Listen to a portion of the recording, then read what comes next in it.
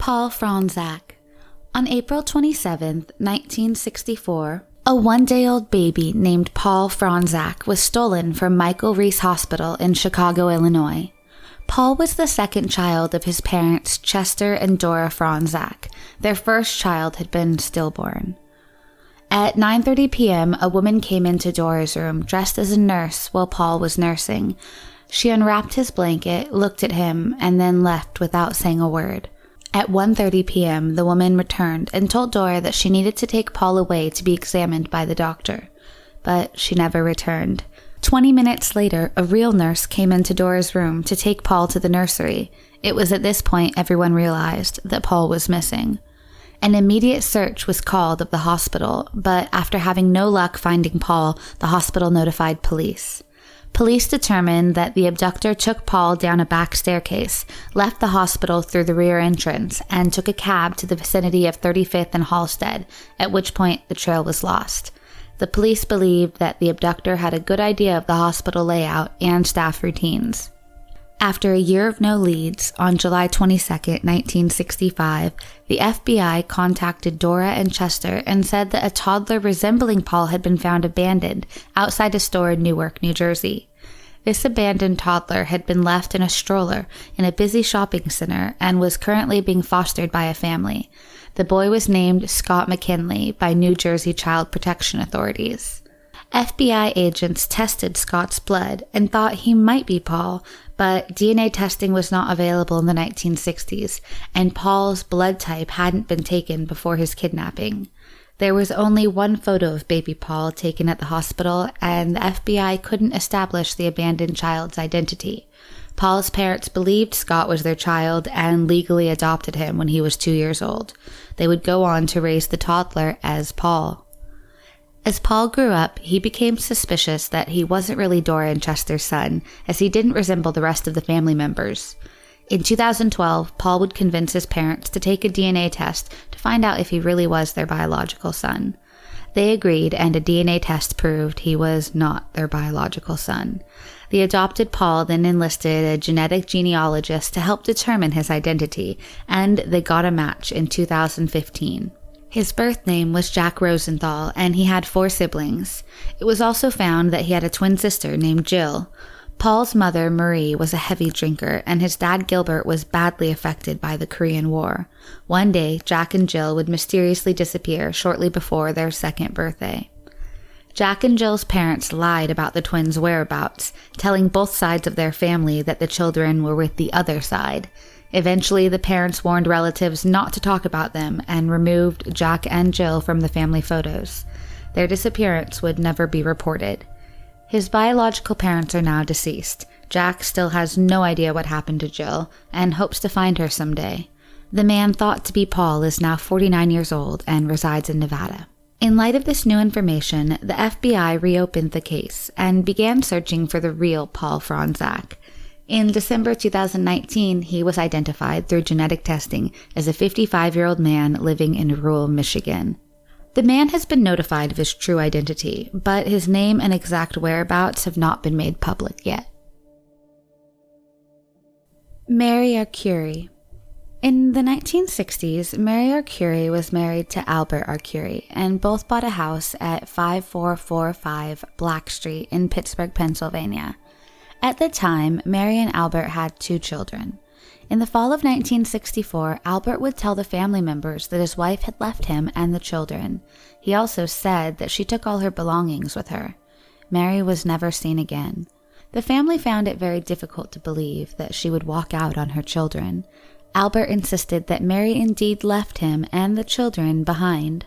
There were rumors around the town that Mary and Albert were going through marital problems. Albert had apparently accused Mary of being unfaithful. No missing person report was ever filed, as everyone believed Mary had left of her own accord. A year later, in 1965, Albert was driving his car when the car crashed into the Don Allen Chevrolet car dealership on Baum Boulevard. It was found that Albert was, quote, traveling at a terrific rate of speed, and his car left skid marks for 250 feet. It was determined that the crash could have been avoided and that Albert chose to take his own life. After Albert's death, the children were taken in and raised by a relative. Their house would eventually be sold to new owners. For 55 years, Mary's disappearance remained unsolved. Then, in February of 2018, construction workers were working in the yard of a house when they discovered human remains. When the police couldn't identify the remains, they consulted a retired police officer, Teresa Rocco, who led the Bureau's Missing Persons Unit and happened to live next door to the Arcuris. In fact, she was the godmother of Arcuri's daughter. Teresa never investigated Mary's disappearance, as no missing persons report was ever filed. When a current detective consulted Teresa about skeletal remains found on the property, Teresa was able to provide the detective copies of her report and dental records, which ruled out the woman he initially suspected the remains belonged to. Shortly after that, Teresa remembered the home had previously belonged to the Arcuris, and Mary had gone missing. This led investigators to contact Mary Arcuri's relatives to collect DNA samples, and in February of 2019, the remains were identified as belonging to Mary Arcuri. The Allegheny County Medical Examiner's Office couldn't determine the cause and manner of Mary's death. Consequently, no charges were ever filed. Police cannot speculate on how Mary Arcuri died or why she was buried in the backyard, but it is believed that Albert killed and buried Mary in the backyard and then lied about it to his family. Mary's great-nephew, Charles Saberna, was about 5 when Mary went missing. He said he recalled Albert had built a cement patio in the back of the house shortly after his wife supposedly left. He also said he believes his mother or another relative did file a missing persons report, but for some reason police did not take it seriously. Mary's disappearance would be solved after 55 years. Deborah Jackson was a 23-year-old from Abilene, Texas. In 1977, Deborah left her home from Abilene and was never seen by family members again. In 1978, she was working at a Ramada Inn, now called Camelot Inn, in Amarillo, Texas. Later that year, she began working at an assisted living center called Bermont Inc. in Asley, Texas. She also worked for RE West and CG Cole Admiral PTR Realty Investment Ltd. in 1979. This would be the last confirmed sighting of her. As Deborah was known for leaving home, she was not reported as missing at the time and was not entered into any database for missing persons. The family members believed she had run away from home and was living her life somewhere else. On Halloween night, 1979, the body of a young woman was found in a concrete culvert near Interstate 35 outside of Georgetown, about 30 miles north of Austin. She had been the victim of a sexual assault and had apparently died the same day her body was discovered. She was found nude except for a pair of orange socks. Her body was battered from the fall and the abuse at the hands of her killer. Her neck showed visible bruises from manual strangulation. There were significant amounts of blood found at both the murder scene and the body dump area. There were no personal belongings at the scene. The killer must have taken her clothes and anything else she had with them. According to the coroner, her legs were unshaven and she appeared to have been in an unkempt condition. The investigators did find a towel at the crime scene that was used in place of a sanitary napkin. She was wearing a silver ring on her right hand and had pierced ears.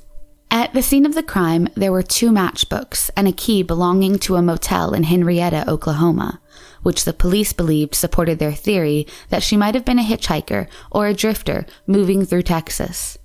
As the police were not able to identify the woman, she was nicknamed Orange Socks by the police.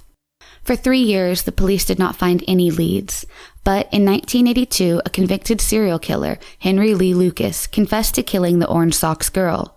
He said he had picked up the girl in Oklahoma, where they had had consensual sex. She had told him her name was Joni, or Judy. When the two were driving through Texas, he again asked for sex, and she said, "Not right now," and attempted to get out of the car. He said it was then that he killed her and raped her corpse before disposing of her body along Interstate 35. In 1984, Lucas was convicted of her murder and given the death sentence. He stood by his story until 1984 when he recanted. In 1998, his death sentence was reduced to life imprisonment by former President George W. Bush, then governor of Texas. Lucas died in 2001 in prison. Orange Socks was buried in Georgetown's IOOF cemetery with the words "Unidentified Woman, 1979. Over the years, the police followed several leads in hopes of finding out her identity, but with no luck. In 2016, the National Center for Missing and Exploited Children would create new reconstruction photos of the girl in the orange socks. Then, in 2019, the Williamson County Sheriff's Office tweeted out an updated version of the forensic sketch of orange socks that would lead to a crucial breakthrough in the case. A woman from Abilene reached out to investigators after seeing the sketch on the news and claimed that orange socks was her 23-year-old sister, Deborah Jackson. Genetic genealogists would take a DNA sample from the woman and compared it to the DNA profile from orange socks. In the meantime, police were able to identify Jackson by consulting with a family and comparing the photos they provided with those taken after her autopsy. They cited her long toes, unique earlobes, and scars from impetigo. The DNA test would confirm that the unidentified woman found was indeed Deborah Jackson. Orange Socks was finally identified after 40 years. The reason for her death and the male DNA found on Jackson's fingernail clippings is still being investigated.